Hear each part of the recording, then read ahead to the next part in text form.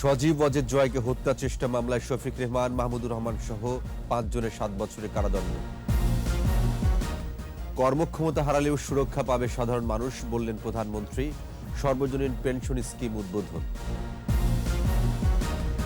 BNP এখনো শেখ হাসিনাকে হত্যার চেষ্টা করছে, বললেন ওবায়দুল কাদের। রাজনীতি থেকে পদত্যাগের আহ্বান। আর বোর্ডে এইচএসসি পরীক্ষা শুরু আগামী বছর, মাধ্যমিক ফেব্রুয়ারিতে, উচ্চ মাধ্যমিক এপ্রিলে। এবং বিচারপতির বক্তব্যের অপব্যাখ্যা দিচ্ছে বিএনপিপন্থী আইনজীবীরা, বললেন অ্যাটর্নি জেনারেল। দিনাজপুরের মেয়রকে তলব।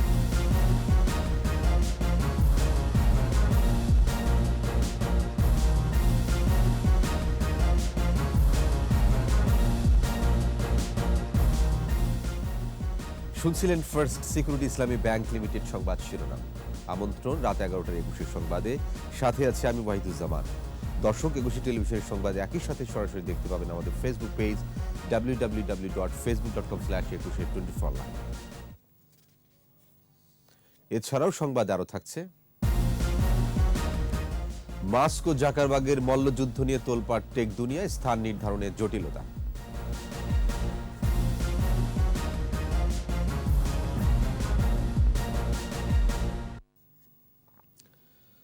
প্রধানমন্ত্রী শেখ হাসিনার তথ্য প্রযুক্তি বিষয়ক উপদেষ্টা সজীব ওয়াজেদ জয়কে অপহরণ ও হত্যা চেষ্টা মামলায় বিএনপিপন্থী সাংবাদিক শফিক রেহমান ও মাহমুদুর রহমান সহ ৫ আসামির ৭ বছরের কারাদণ্ড দিয়েছেন আদালত। রায়ে অপহরণ চেষ্টার অভিযোগে ৫ বছর, হত্যা চেষ্টার জন্য ২ বছরের কারাদণ্ড দেওয়া হয়।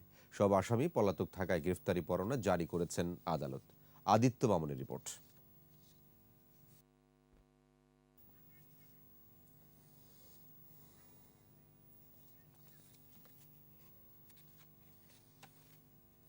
দর্শক, আমরা রিপোর্টটির জন্য অপেক্ষা করছি।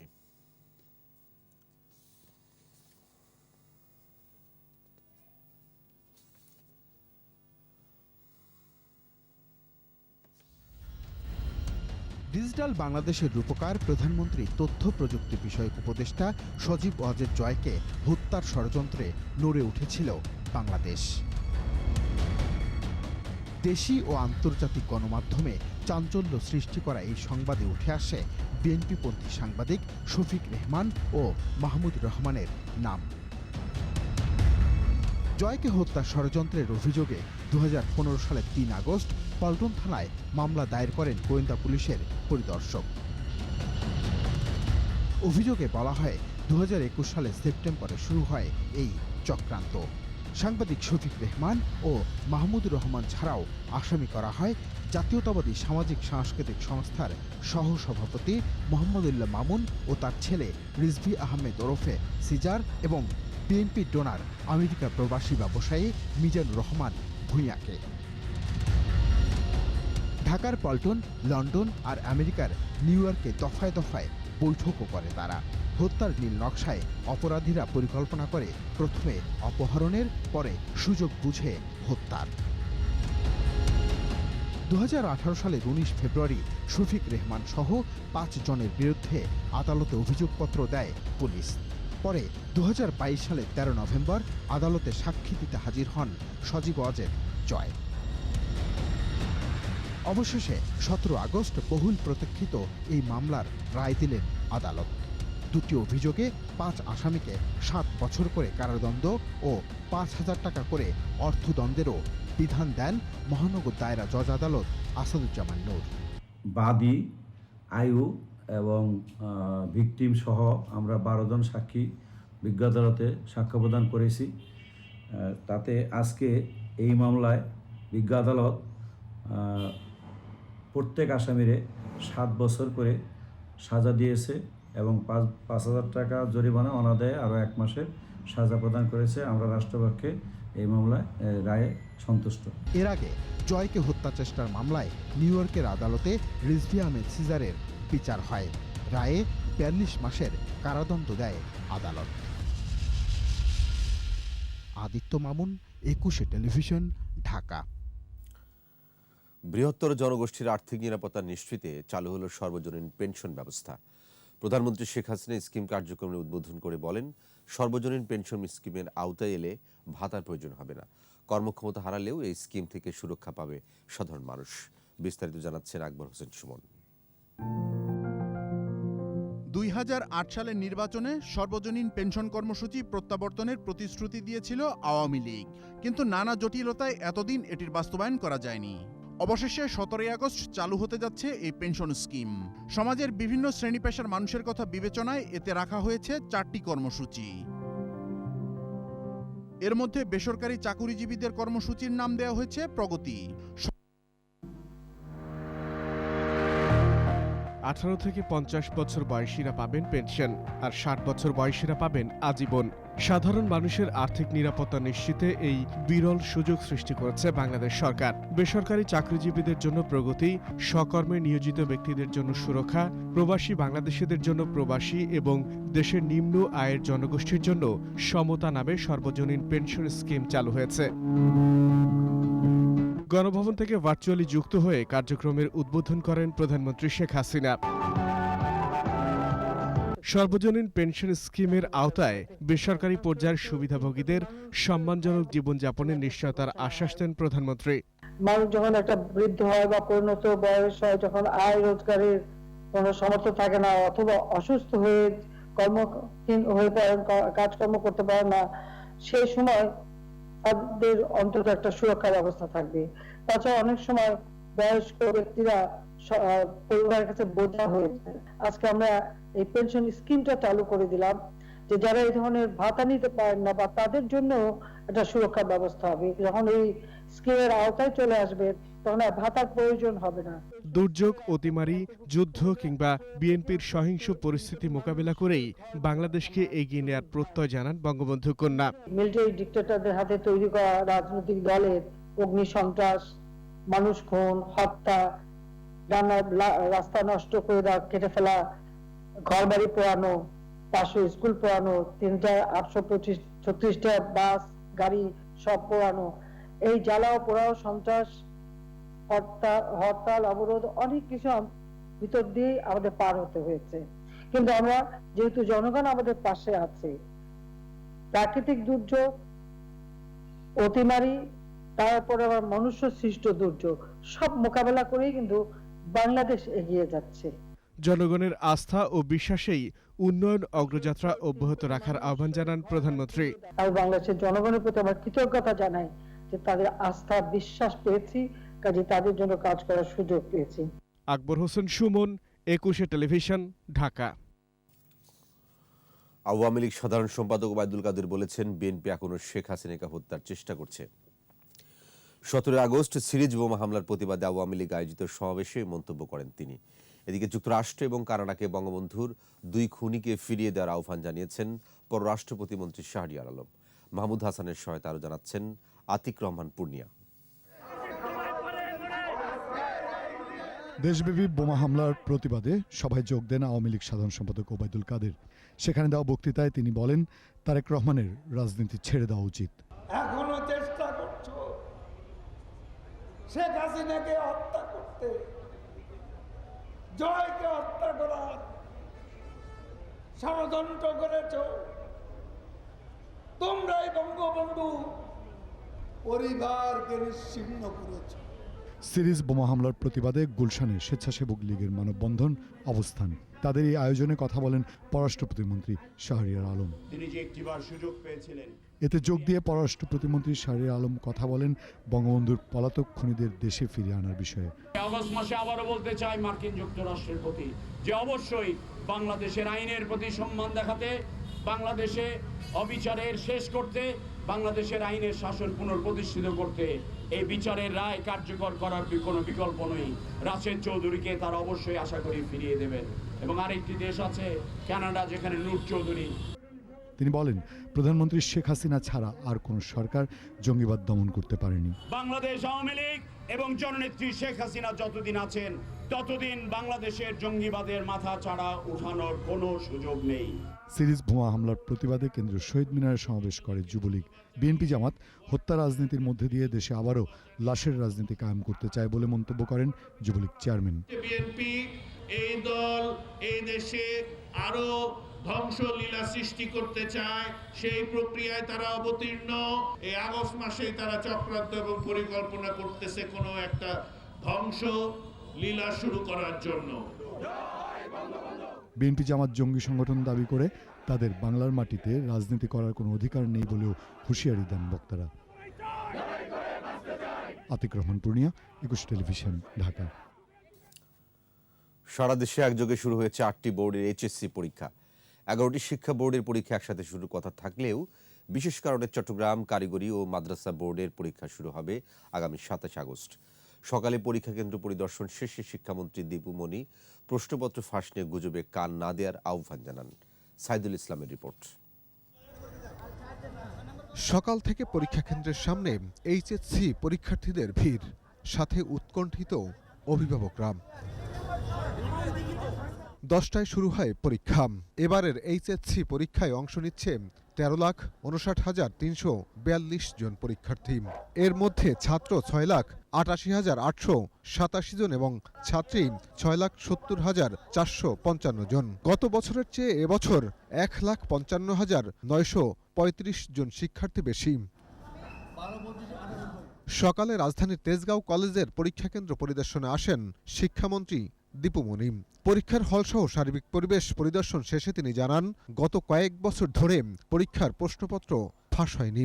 একই সাথে গুজবে কান না দেওয়ার আহ্বান তার। গুজব সবসময় জানেন যে গত 5 বছর ধরে কোনো পরীক্ষায় প্রশ্ন ফাঁস নেই, কিন্তু তারপরেও গুজব আছে। আজকাল গুজবটাও কমে এসছে। আশা করি ইনশাআল্লাহ এরপরে গুজবও থাকবে না। জানান, আগামী বছর মাধ্যমিক ফেব্রুয়ারিতে আর উচ্চ মাধ্যমিক পরীক্ষা এপ্রিলে অনুষ্ঠিত হবে। আগামী বছর আমাদের চেষ্টা থাকবে এপ্রিলে করার। জি, আমাদের চেষ্টা থাকবে। অনেক কিছুর উপর তো নির্ভর করে। এবারও যেমন আমরা চেয়েছিলাম আরেকটু আগে করতে, কিন্তু সেটাকে আমাদের অগস্টে আনতে হয়েছে। এসএসসিটা আমরা চেষ্টা করব ফেব্রুয়ারিতে করতে। 2 মাসের মধ্যে পরীক্ষার ফলাফল দেওয়ার কথাও জানান শিক্ষামন্ত্রী। বলেন, যেসব পরীক্ষা দেরিতে শুরু হবে সেগুলোর রেজাল্টও একই সাথে দেওয়ার চেষ্টা করা হবে। যাদের আগে হচ্ছে তাদেরটা 60 দিনের মধ্যেই হবে, অন্যদেরটা ওই 60 দিনের মধ্যে করার চেষ্টা করব। সন্তানকে পরীক্ষা কেন্দ্রে দিয়ে বাইরে অপেক্ষায় অভিভাবকরা। প্রার্থনা তাদের, পরীক্ষা যেন ভালো হয় সন্তানদের। আমরা প্রত্যাশা করি যে সিটি কলেজের যেসব ছাত্রীরা পরীক্ষা দিচ্ছে তারা ভালো রেজাল্ট করবে। হ্যাঁ, দোয়া তো অবশ্যই করছি, প্রত্যাশাও ভালো ইনশাল্লাহ। এখন বাকিটা আল্লাহর ইচ্ছা। আর রাস্তাঘাটে যানজট আর কি একটু আস্তে রাস্তায় আসার সময় সমস্যা হয়েছে। আর আশা রাখি আল্লাহর রহমতে ভালোই পরীক্ষা হবে, যদি প্রশ্নপত্র ভালো হয়, আউট না। শিক্ষার্থীরা যেন যথাসময়ে কেন্দ্রে আসতে পারেন সেজন্য অভিভাবকদের কেন্দ্র থেকে দূরে দাঁড়ানোর আহ্বান সংশ্লিষ্টদের। সাইদুল ইসলাম, 21 টেলিভিশন, ঢাকা। বিএনপি জামায়াত জোট শাসনামলে 17 আগস্ট সারা দেশের 63 জেলা বোমা বিস্ফোরণ ঘটিয়ে ত্রাসের রাজত্ব কায়েম করে জঙ্গি সংগঠন জেএমবি। একের পর এক জঙ্গি হামলার ঘটনায় জেএমবির শীর্ষ নেতা শায়খ আব্দুর রহমান ও বাংলা ভাইয়ের ফাঁসি হলেও ধরাছোঁয়ার বাইরে রাজনৈতিক পৃষ্ঠপোষকরা। র্যাব বলছে আনসার আল ইসলাম সহ অন্যান্য জঙ্গি সংগঠনের নামে সংগঠিত হওয়ার চেষ্টা করছে জেএমবি। আহমদ বাবুর প্রতিবেদন। বিএনপি জামাত জোট সরকারের শাসনামলে 2005 সালের 17 আগস্ট ঢাকাসহ 63 জেলার 400 স্পটে 500টির বেশি বোমা বিস্ফোরণ ঘটায় জঙ্গি সংগঠন জামায়াতুল মুজাহিদিন বাংলাদেশ জেএমবি। এ ঘটনায় নিহত হয় 2 জন, আহত হয় প্রায় 200 জন। সিরিজ বোমা হামলায় জেএমবির বিরুদ্ধে সারা দেশে বিভিন্ন থানায় মামলা হয় 159টি। এর মধ্যে বিচার কাজ শেষ হয় 116টি। রায়ে জেএমবির শীর্ষ নেতা শায়খ আব্দুর রহমান ও সিদ্দিকুর রহমান বাংলা ভাই সহ 35 জঙ্গির মৃত্যুদণ্ড দেয় আদালত।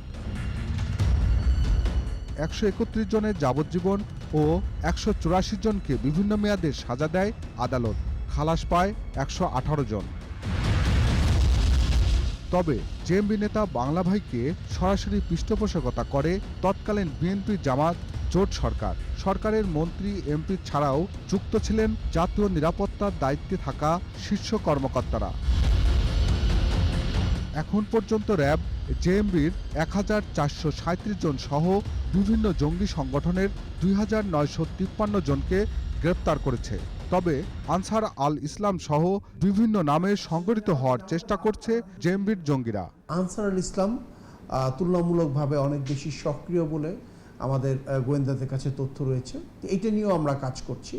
তো আনসার ইসলামেরও কিন্তু বিভিন্ন পর্যায়ের অনেককেই কিন্তু আমরা আইনে আনতে সক্ষম হয়েছি। যারা জেএমবির সাথে আগে যুক্ত ছিল তারা অন্যান্য জঙ্গি সংগঠনে যুক্ত হয়ে হামলা বা নাশকতার পরিকল্পনা করে থাকতে পারে বলে আমাদের গোয়েন্দারা তথ্য পেয়েছে। তবে আইন শৃঙ্খলা বাহিনীকে সজাগ থেকে জঙ্গিবাদ নিয়ন্ত্রণে সার্বক্ষণিক নজরদারি আরও জোরদারের পরামর্শ দিয়েছেন সাবেক পুলিশ প্রধান। আত্মতুষ্টিতে ভুগলেও কিন্তু তারা তাদের যে গোয়েন্দা নজরদারি, তাদের যে পুলিশিং বা এই জঙ্গিদের সঙ্গে খোঁজখবর নেওয়া, এটার ব্যাপারে যেন কোনো রকম অবহেলা না হয়।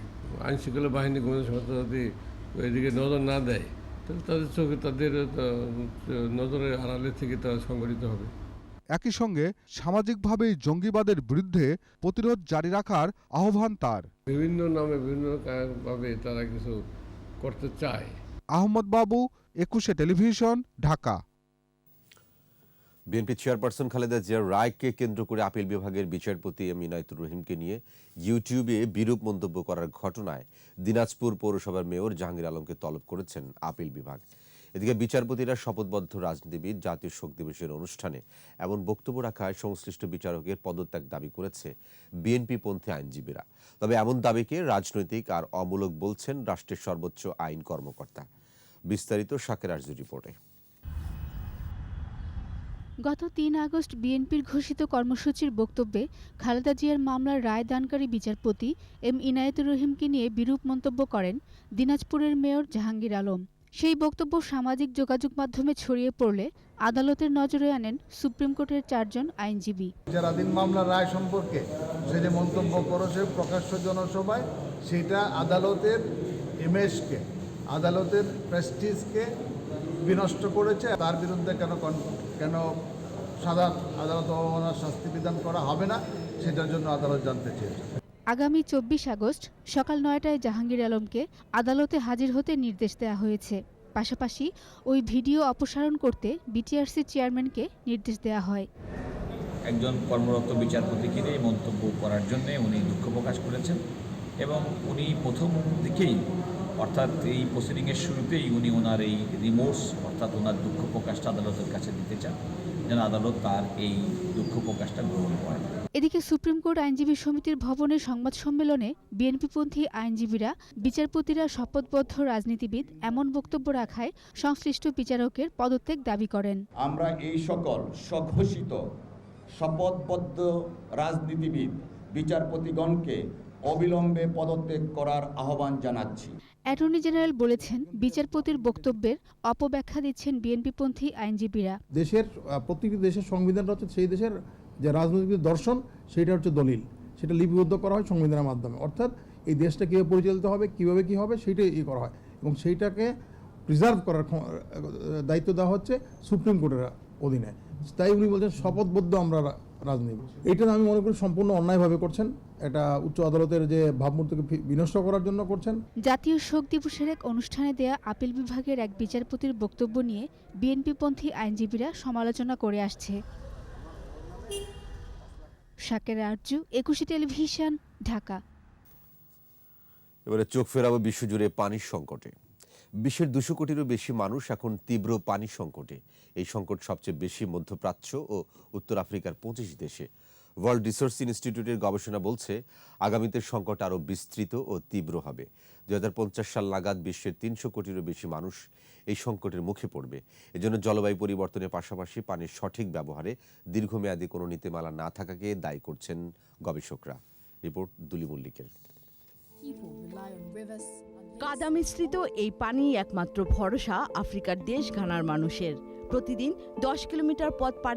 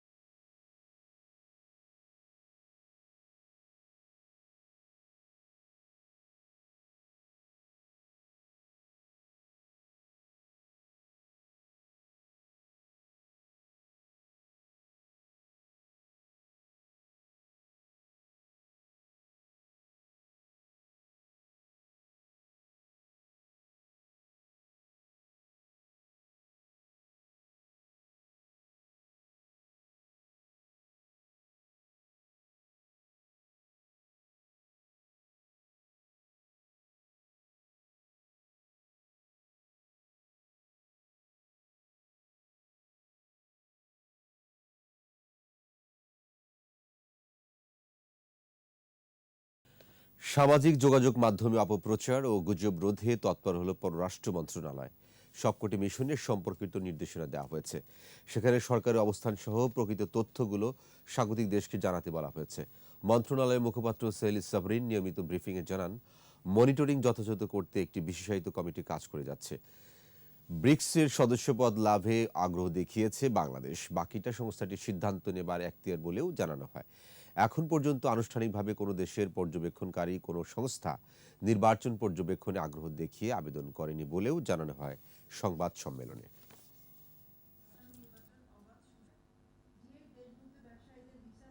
বাংলাদেশের বিরুদ্ধে যে কোনো নেগেটিভ প্রোপাগান্ডা বা অপপ্রচার রোধে কিন্তু সবসময় কাজ করে আসছে। এবং আমাদের আরও একটি যেটা যে বিভিন্ন সময় দেখা যায় যে যখন আমরা মিশনে কাজ করি তখন দেখা যায় কিছু মিশনের কিন্তু এরকম রাষ্ট্র এবং সরকার বিরোধী বিভিন্ন কর্মকাণ্ড পরিচালনা করা হয়, তারপরে উস্কানিমূলক বক্তব্য প্রদান করা হয়। সেক্ষেত্রেও যাতে তাদেরকে আইনের আওতায় এনে যাতে উপযুক্ত বিচার এবং শাস্তির মুখোমুখি করা যায়, সেক্ষেত্রে কিন্তু আমাদের দূতাবাসগুলো কাজ করে আসছে। গুলশানে আবাসিক প্লটে অবৈধভাবে বাণিজ্যিক স্থাপনা গড়ে তোলায় তা ভেঙে দিয়েছে রাজধানী উন্নয়ন কর্তৃপক্ষ রাজুক। সে সময় তীব্র বাকবিতণ্ডায় জড়িয়ে পড়েন ভবন মালিক ও রাজুক কর্মকর্তারা।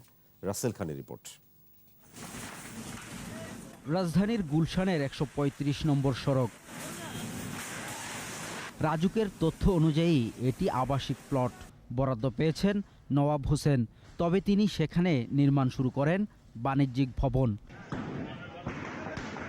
অবৈধ এই স্থাপনা উচ্ছেদে গেলে মালিকপক্ষ বাধা দেয়।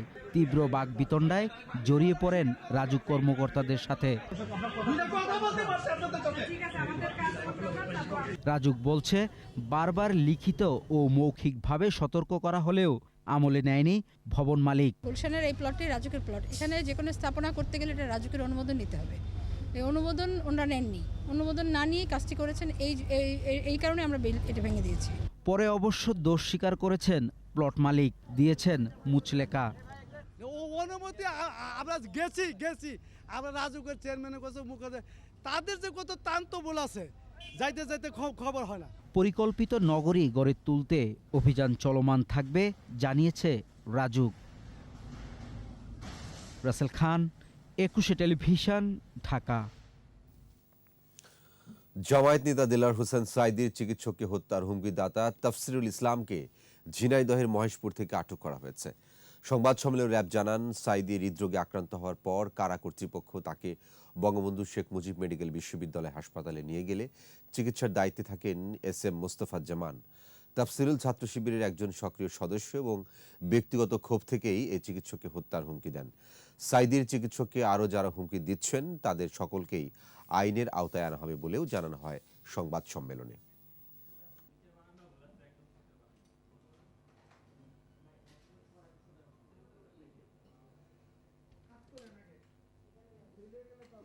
র্যাব সদর দপ্তরের গোয়েন্দা শাখা এবং র্যাব ২ ও র্যাব ৬-এর আভিযানিক দল চিকিৎসক মোস্তফা জামানকে হত্যার হুমকি দেয়া তাফসিরুল ইসলামকে মহেশপুর ঝিনাইদহ হতে গ্রেফতার করতে সক্ষম হয়। প্রাথমিক জিজ্ঞাসাবাদে গ্রেফতারকৃত তাফসিরুল ইসলাম জামাত নেতা দেলোয়ার হোসেন সাইদি মৃত্যুকে কেন্দ্র করে চিকিৎসক মোস্তফা জামানকে হত্যার হুমকি দেওয়া সম্পর্কে আমাদের কাছে তথ্য দিয়েছেন। ভোটের মাঠ ঘোলা করার চেষ্টা করা হলে জনগণকে সাথে নিয়ে মোকাবেলা করা হবে বলে জানিয়েছেন Dhaka metropolitan police commissioner Khandaker Golam Faruk. রাজধানীর সবুজবাগে বৌদ্ধ মন্দিরে CCTV ক্যামেরা স্থাপন করতে গিয়ে তিনি কথা বলেন। ডিএমপি কমিশনার বলেন, জাতীয় সংসদ নির্বাচনকে সামনে রেখে বেশ কিছু উগ্র ধর্মান্ধ সন্ত্রাসী দল ও গোষ্ঠী দেশব্যাপী আইন শৃঙ্খলা পরিস্থিতির অবনতির পায়তারা করছে। মানবতা বিরোধী অপরাধে আমৃত্যুদণ্ডপ্রাপ্ত আসামি কুখ্যাত রাজাকার দেলার হোসেন সাইদির মৃত্যুকে পুঁজি করে দেশব্যাপী সহিংসতা সৃষ্টির চেষ্টাকারীদের বিরুদ্ধেও হুঁশিয়ারি উচ্চারণ করে তিনি জনগণকে সজাগ থাকার আহ্বান জানান। সামনে এই নির্বাচনী মাঠ খোলা করার জন্য এখন অনেক শক্তি মাঠে নামবে, আইন শৃঙ্খলা অবনতি করার চেষ্টা করবে এবং সামনে নির্বাচন বাধাগ্রস্ত করার চেষ্টা করবে। আপনাদের প্রতি আমার অনুরোধ রইল, মাননীয় প্রধানমন্ত্রীর নেতৃত্বে দেশ যেভাবে এগিয়ে যাচ্ছে এটাকে নস্যাৎ করার জন্য কেউ যদি চেষ্টা করে, আইন শৃঙ্খলার জন্য নস্যাৎ করার জন্য কেউ চেষ্টা করে, বাংলাদেশ পুলিশ আপনাদের সহযোগিতা নিয়ে কঠোর হস্তে তাদেরকে দমন করে। এবার জানবো ব্ল্যাক হিট ডেঙ্গু পরিস্থিতির খবর।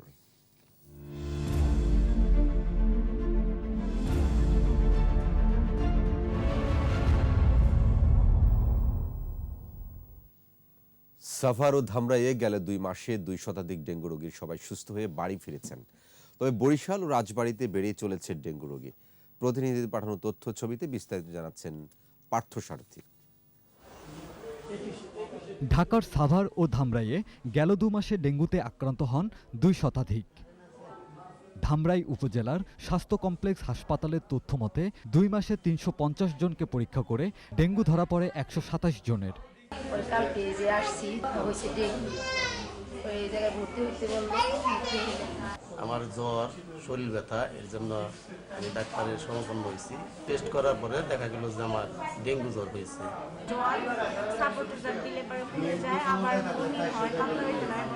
সাভারের হাসপাতালগুলোতে রোগীদের জন্য স্যালাইন বা ডেঙ্গু কিটের কোনো সংকট নেই।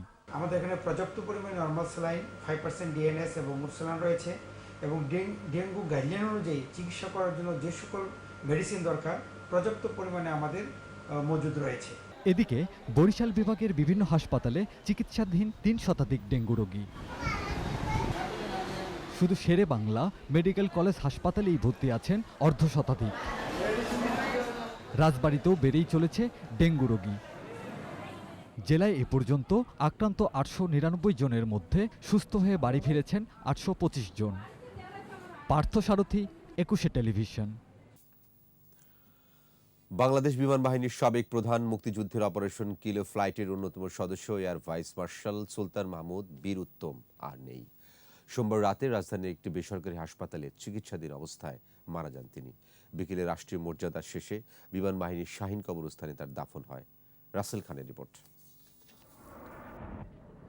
বাংলার মুক্তিকামী গেরিলাদের যুদ্ধ যখন চরমে, তখন সহজ জয়ে একমাত্র প্রয়োজন ছিল আকাশপথে হামলা। মিত্র বাহিনীর সাথে যেটার সূচনা হয়েছিল বীর উত্তম সুলতান মাহমুদের হাত ধরে। এই মুক্তিযোদ্ধা পরবর্তীতে বিমান বাহিনী প্রধান হয়েছিলেন। ভারতের নাগাল্যান্ডের একটি পরিত্যক্ত বিমান ঘাঁটিতে অ্যালয়েড 3 হেলিকপ্টার, একটি DC-3 ডকোডা উড়োজাহাজ নিয়ে যাত্রা শুরু হয়েছিল বাংলাদেশ বিমান বাহিনীর। বহরে ছিল 10 জন পাইলট ও 67 জন টেকনিশিয়ান। এই বাহিনীর সাংকেতিক নাম দেয়া হয়েছিল অপারেশন কিলো ফ্লাইট, আর তার নেতৃত্ব দিয়েছিলেন সুলতান মাহমুদ। আমরা ওই ক্যাম্পাসের উপরেই খালি নেভিগেট করছি, আর তাও এই ফগের জন্য একটু দূরে দেখবো যে তা না, ওইটার উপরে গেছি, তারপরে বুঝেছি যে এটা হলো রেলওয়ে স্টেশন, এটা হলো এটা। তো ওখান থেকে আবার কারেকশন দিয়ে নিউ হেডিংয়ে গেছি। এয়ারফোর্সের যে ফরমেশন অপারেশন কিলো ফ্লাইটের মধ্যে দিয়ে হয়, এখানে স্যারের মারাত্মক অবদান আছে। সো আমি তার বিদেহী আত্মার মাগফিরাত কামনা করছি। অকুতোভয় এই বীর মুক্তিযোদ্ধা নেই। সোমবার রাতে চিকিৎসাধীন অবস্থায় রাজধানীর একটি হাসপাতালে মারা যান তিনি। পরিবারের সিদ্ধান্তে হিমঘরে রাখা হয় তার মরদেহ। বৃহস্পতিবার বাদ জোহর গুলশানে কেন্দ্রীয় জামে মসজিদে হয় জানাজা। এরপর রাষ্ট্রীয় মর্যাদা দিতে তার মরদেহ নেওয়া হয় বিমান বাহিনীর বাসার ঘাঁটিতে। জানানো হয় রাষ্ট্রীয় সম্মান।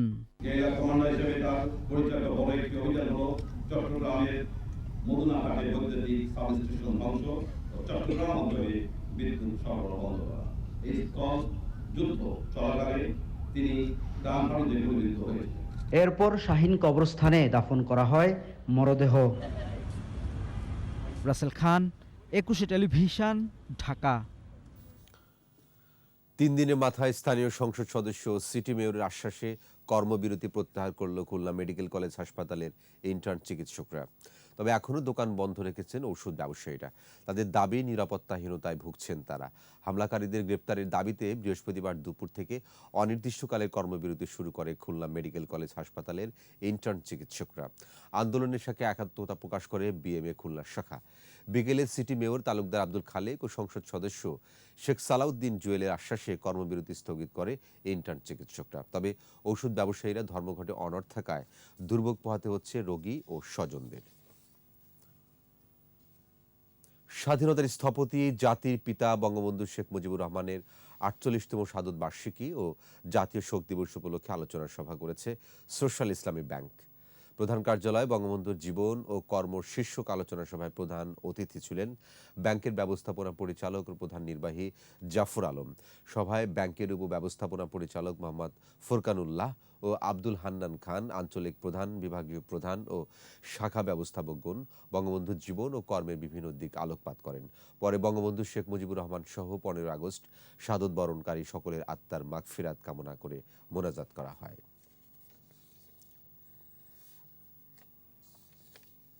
এবার ব্যবসা বাণিজ্যের সংবাদ।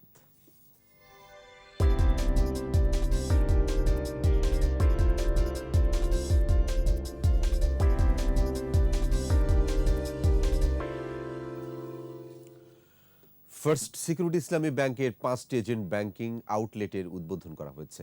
গাজীপুরের টঙ্গীতে মুদাফা মাদ্রাসা মার্কেট, লক্ষ্মীপুর সদরের মান্দারি বাজার, নোয়াখালীর বসুরহাটে করলিয়া বাজার, মানিকগঞ্জে হিজুলি কাছারি বাজার এবং মুন্সিগঞ্জ জেলার রামপালে হাতিমারা বাজারেও এই এজেন্ট ব্যাংকিং আউটলেটগুলো চালু হয়।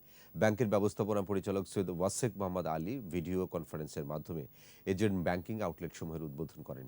এ সময় ব্যাংকের অতিরিক্ত ব্যবস্থাপনা পরিচালক জনাব আব্দুল আজিজ, উপব্যবস্থাপনা পরিচালক মোহাম্মদ মাসুদুর রহমান শাহ উপস্থিত ছিলেন।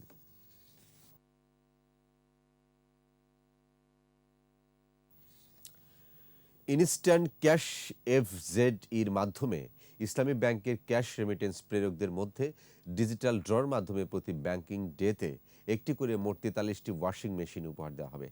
এই অফার চলবে 20 আগস্ট থেকে 19 অক্টোবর 2023 পর্যন্ত। বৃহস্পতিবার ইসলামী ব্যাংক টাওয়ারের প্রধান অতিথি হিসেবে ইনস্ট্যান্ট ক্যাশ রেমিটেন্স উৎসব উদ্বোধন করেন ব্যাংকের ব্যবস্থাপনা পরিচালক ও সিইও মোহাম্মদ মনিরুল মাওলা। ক্যাম্পেইনে 3 সদস্যের একটি পরিবার ঢাকা কক্সবাজার ঢাকা বিমান টিকিট সহ 2 রাত হোটেলে অবকাশ যাপনের মেগা পুরস্কার প্রদান করা হবে। অনুষ্ঠানে গেস্ট অফ অনার হিসেবে বক্তব্য রাখেন ইনস্ট্যান্ট ক্যাশ এফজেড-ই এর চিফ বিজনেস অফিসার অঞ্জলি মেনন। এ সময় ব্যাংকের ঊর্ধ্বতন কর্মকর্তারা উপস্থিত ছিলেন। সংবাদ আয়োজন শেষ করব 2 ধনকুবের মল্লযুদ্ধ দিয়ে। ইলন মাস্ক ও মার্ক জাকারবার্গের ফেজ ফাইট নিয়ে তোলপাড় টেক দুনিয়া। ভার্চুয়াল জগতে নয়া বাস্তবে বদ্ধ একটি খাঁচার ভেতরে লড়বেন 2 ধনকুবের। প্রস্তুতি তুঙ্গে, তবে স্থান নির্ধারণ নিয়ে দেখা দিয়েছে নতুন জটিলতা। ইলন মাস্ক ইতালির রোমে ঐতিহাসিক গ্ল্যাডিয়েটরদের যুদ্ধের ময়দান কলোসিয়ামে মল্লযুদ্ধের প্রস্তাব দিলে জাকারবার্গ তাতে রাজি নন, যদিও সরাসরি লাইভ সম্প্রচারে রাজি 2 টেক তারকা। রিপোর্ট দুলি মল্লিকের।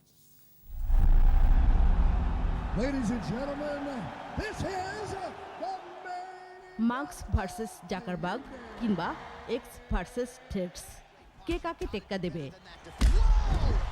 লড়াইয়ের শুরুটা সামাজিক যোগাযোগ মাধ্যম থেকেই।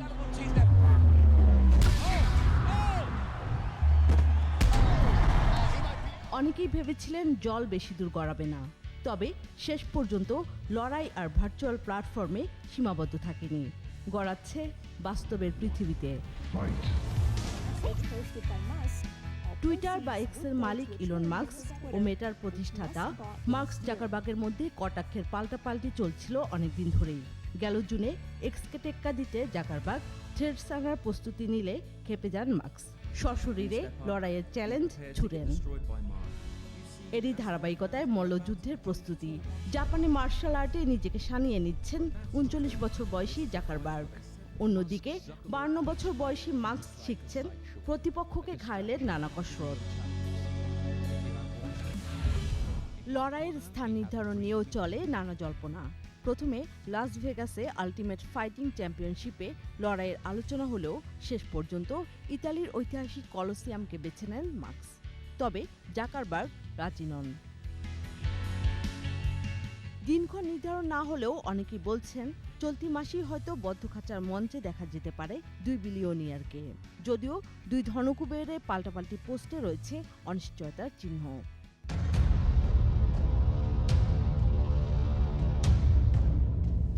ধারণা করা হচ্ছে বিশ্বের সবচেয়ে দামি ম্যাচ হতে পারে এটি। আয় হতে পারে 100 কোটি মার্কিন ডলারের বেশি, যা ব্যয় হবে সমাজসেবায়। দুলি মল্লিক, 21 টেলিভিশন। আর এরই সাথে শেষ করছি রাত 11টার 21 সংবাদ। যাবার আগে ফার্স্ট সিকিউরিটি ইসলামী ব্যাংক লিমিটেড সংবাদ শিরোনামগুলো আরও একবার। সজীব ওয়াজেদ জয়কে হত্যা চেষ্টা মামলায় শফিক রেহমান, মাহমুদুর রহমান সহ 5 জনের 7 বছরের কারাদণ্ড। কর্মক্ষমতা হারালেও সুরক্ষা পাবে সাধারণ মানুষ, বললেন প্রধানমন্ত্রী সর্বজনীন পেনশন স্কিম উদ্বোধন। বিএনপি এখনো শেখ হাসিনাকে হত্যার চেষ্টা করছে বললেন ওবায়দুল কাদের, রাজনীতি থেকে পদত্যাগের আহ্বান। 8 বোর্ডে এইচএসসি পরীক্ষা শুরু, আগামী বছর মাধ্যমিক ফেব্রুয়ারিতে, উচ্চ মাধ্যমিক এপ্রিলে।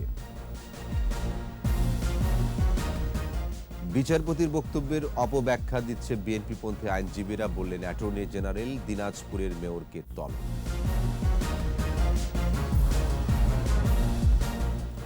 সর্বশেষ খবর জানতে ডায়াল করুন 202 নম্বরে, আর ভিজিট করুন 21-tv.com ওয়েবসাইটে। এছাড়া ফেসবুকে ভিজিট করতে পারেন facebook.com/2124। পরের সংবাদ রাত 1টায় দেখার আমন্ত্রণ।